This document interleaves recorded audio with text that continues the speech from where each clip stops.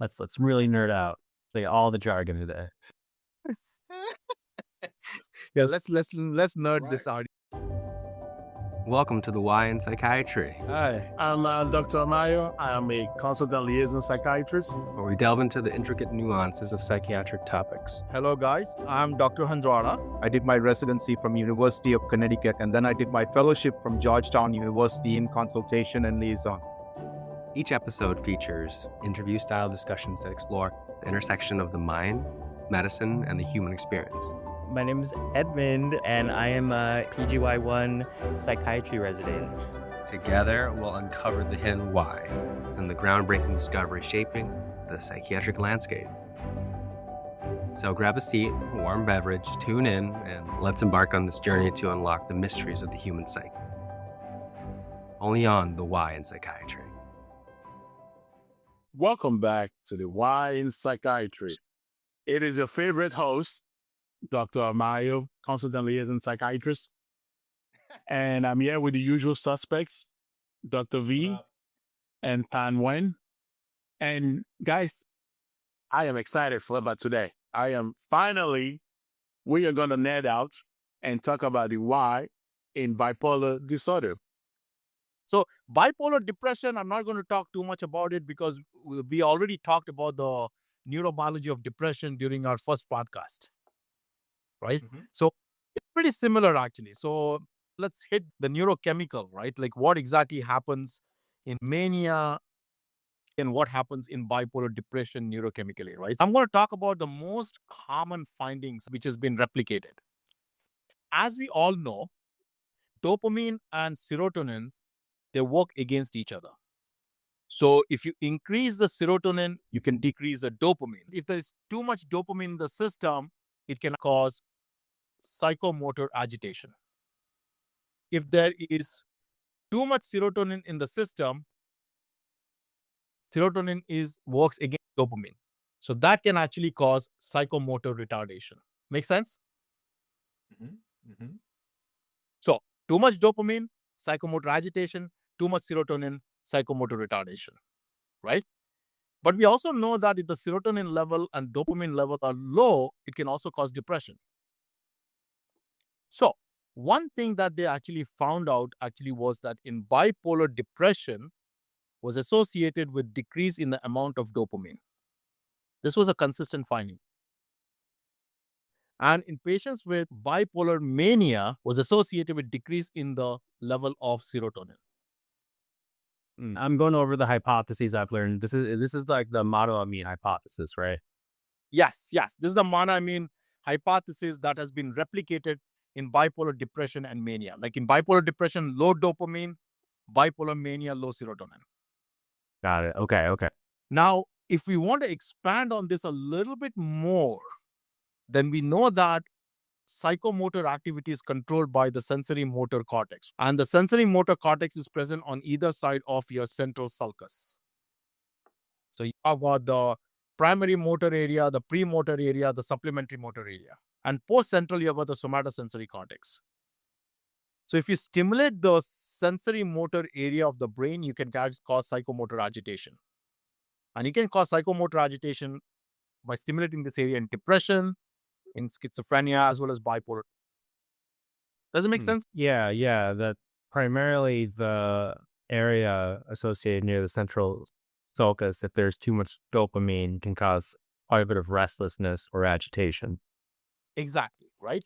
So if we want to expand on this particular circuit, so we know that we have basal ganglia. And as we all know, basal ganglia is something that we have learned actually during our medical school, controls or fine tunes our movements, right? But basal ganglia also plays a very important role, especially in inhibiting inappropriate behavior or socially inappropriate behavior or contextually inappropriate behavior, right? So we basically, with basal ganglia, helps us to be socially appropriate. Now, the basal ganglia, we know that gets connection from your dopaminergic area of the brain, that is in the brainstem, and the serotonergic center of the brain, that is also in the brainstem. The basal ganglia then sends the information to the thalamus, and thalamus then sends the information to the sensorimotor cortex. Make sense so far? Following, tracking. Okay, perfect. So people create a visual image. So you've got basal ganglia, which gets connection from the dopaminergic center in the midbrain, as well as the serotonergic center in the brainstem. And the basal ganglia sends information to thalamus, thalamus then to the sensorimotor cortex. Okay. Okay. So what they found actually was that in patients who have psychomotor agitation, and we see that psychomotor agitation in patients with mania, right? And we see psychomotor agitation in patients with schizophrenia. We can also see patients with major depressive disorder with psychomotor agitation. All these patients, what they basically found out was there was a low level of serotonin. So when there's low level of serotonin, what happens? You increase the communication between the basal ganglia to the thalamus to the sensorimotor cortex, right? That explains the psychomotor aspects of bipolar mania, right? And more so, you're talking about like the restlessness that comes with bipolar mania sometimes. Yes, exactly, right? Because they are very fidgety, they'll be running around, and they appear to be like completely like energized. Because bipolar disorder, one of the criteria for bipolar mania, some people actually say it's a disorder of energy. Okay. Right. Yeah. So there's too much energy that is going on. And that is especially because of this particular neurochemical imbalance that's happening. For us to have like a very smooth motor behavior, the dopamine and serotonin should be released in the appropriate amount, right? That has to be a perfect balance. Okay. Balance is lost in patients with bipolar disorder. So the dopamine is low in bipolar depression, the serotonin is low in bipolar mania. Now, let's look at the bigger picture actually, like what exactly, which area of the brain is involved in patients with bipolar disorder, right? So there are two areas of the brain that has been replicated, okay? And one area of the brain, this are thinking that it could be a trait for bipolar disorder, a trait marker. So what they found is that patients who have bipolar mania, there was a decrease in the activity of the ventrolateral prefrontal cortex. All right. And what area is involved in the ventrolateral prefrontal cortex? You have got your inferior frontal gyrus. That's a lateral part of your prefrontal cortex, a little bit lower. Now, on the left side, this inferior frontal gyrus, you guys all know it's called Broca's area, which controls language. But on the right side, the inferior frontal cortex plays an important role in prosody, that is actually the rhythm of your voice, right? Which tells you about your state of mind or your mood, right? How I easily remember it is that in speech, there's rate, rhythm, volume, and prosody is like the sing-songy type of, I guess, quality to it. You're absolutely right. That's exactly what it is. So on the right side, it controls the prosody.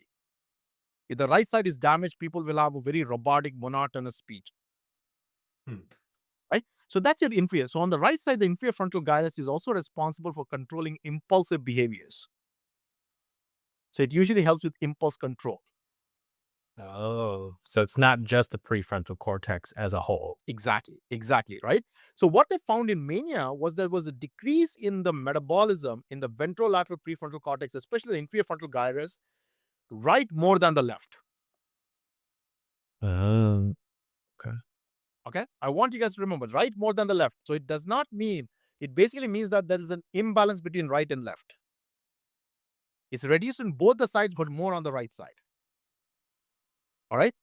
Now, then they looked at patients who are euthymic, but they are bipolar. Like they are basically done with a manic episode or depressive episode. Now they're in a euthymic state. And they found that these patients also had a decrease in the metabolic activity in the ventrolateral prefrontal cortex, the inferior frontal gyrus. So what we are seeing is that there's a decrease in the metabolic activity in the ventrolateral prefrontal cortex in euthymia and mania. Can this be a trait marker for bipolar disorder? So again, right more than the left, the decrease in the activity. Then they also found out this was actually replicated. Okay, this particular finding is replicated. They also found that there was a decrease in the activity is also seen in the ventromedial prefrontal cortex. Now we know actually from our previous talk that ventromedial prefrontal cortex usually puts a brake on the limbic system, right? Like the amygdala as well as the insula. So what does amygdala and insula do? If you don't actually put a brake on it, it can lead to hyperemotionality. Your emotions are not under control. Does it make sense? They found that in patients with bipolar mania, there was a decrease in the activity of the ventromedial prefrontal cortex, right more than the left. So if that happens, your subcortical limbic system is out of control. And that causes that hyperemotionality that you see in patients with bipolar disorder, in mania. Right? So this is the prefrontal cortex dysfunction that you see in bipolar mania, right? So the ventrolateral prefrontal cortex is replicated. There's one more thing that is replicated is the activity in the amygdala. So in bipolar mania, what they found is that there's an increased activation of the amygdala is seen. Now, this is interesting. The left more than the right. Oh, that's weird. Yes. Plot And that twist. is something that they have actually replicated. And the increased activity of the amygdala, they found out that it was directly proportional to the severity of the mania. I've heard, because I've heard previously that yes, we have always associated amygdala with this fear center, but it's being recasted as this area of arousal, like in general, rather than this very specific emotion of fear, right? Like this engagement in the world. And plus amygdala, it also controls our sympathetic nervous system. So when amygdala is very active, it basically will stimulate your periaqueductal gray, which will actually stimulate the sympathetic nervous system. And we know it's a fight or a flight mode, right? So you are basically totally like aroused, actually, like you're like wide awake, actually, like during that time. Got it. Okay. Which kind of gives that engagement in this world, like that goal directedness that we see in like maybe the manic episodes we're talking about. Yes, right. So the goal directed. So that's very interesting. So there's another area of the brain that they found in mania. So in mania, they found that there was an increased activity in the superior frontal gyrus. Superior frontal gyrus is a part of your superior frontal lobe. Now, if you look at like literatures, actually the literatures on apathy, you know that like this particular area of the brain is required for energization or initiation. So if you have a stroke here, people will have a problem with energizing or initiating a task, which we see in patients with apathy. So if there's an increased activity in the superior frontal gyrus, that can usually lead to that increased energization or initiation. So there's a lot of goal-directed behavior that you see in patients with bipolar mania. Yeah, it's coming together slowly. Increased stimulation of the sensorimotor cortex causes the psychomotor feature of bipolar mania, right? Agitation. Decrease in the activity of the inferior frontal gyrus increases that impulsivity. Increase of the amygdala causes that hyperemotionality. And increased activity of the superior frontal gyrus causes that energization and initiation. So a lot of goal-directed behavior. So that Well, so when you that's put it summarized like that, actually. So I basically talked only about the things that has been actually shown in fMRI and that has been replicated. Where does the dopamine and serotonin imbalance? So the Come dopamine imbalance and the serotonin imbalance. So remember one thing. So dopamine has a lot of activities, right? For example, like dopamine in the lateral prefrontal cortex plays a very important role, like in working memory, response inhibition, task setting, set shifting, right? So that is cognitive flexibility. So task setting and set shifting is your ability to be flexible cognitively. So if you have too much dopamine or too little dopamine, you can actually completely disrupt the functioning of the prefrontal cortex. And as we all know, actually from our depression episode, that the way dopamine acts in the prefrontal cortex is an inverted U-shaped curve. So too little is bad, too much is bad. And the same thing with serotonin, right? So serotonin basically like works on, especially the areas of the brain that plays an important role in emotions, right? Like for example, your medial prefrontal cortex, dorsomedial prefrontal cortex, orbitofrontal cortex. So it's required for like something called associative learning and affective decision making. So an imbalance actually in this can disrupt multiple areas of the brain. Well, if there's anything that I'm picking up on, it's like you really can't affect one part of the brain without affecting the rest. Because the thing is that that's the reason actually you have the network theory of the brain, right? because the brain Yeah. doesn't, right? It's not localized. It's basically you disrupt that entire network. Yeah. Yeah. I mean, that's definitely is a shout out back to season 1 when we were talking about networks in the brain. No, this is good. I think this is good actually for people to get the basic idea of like what happens actually in the brain in bipolar disorder. It basically explains a lot of those DSM criteria, right? Yeah. You know what? Yeah, I'm gonna see if I can find that for you. Cause yeah, I definitely think that when we talk about like the neurobiochemistry of things, like drawing it out, visualizing it, kind of like as you're mentioning at the beginning of this, probably is like the best way to go about it. Well, guys, that was bipolar disorder in a nutshell. I hope your brains don't hurt as much as mine does. Phil, there is no shame in listening to this episode 2 to 3 times, because that's what I'm gonna do after this. Remember, there is no why in psychiatry without you, the audience. We hope our voices come up when you're thinking about patient care in the best way. And if you found this podcast to be value added to you in any way, or think someone might benefit from this episode, please share it with them. Until then, stay curious, stay kind, and I'll catch you on the next one.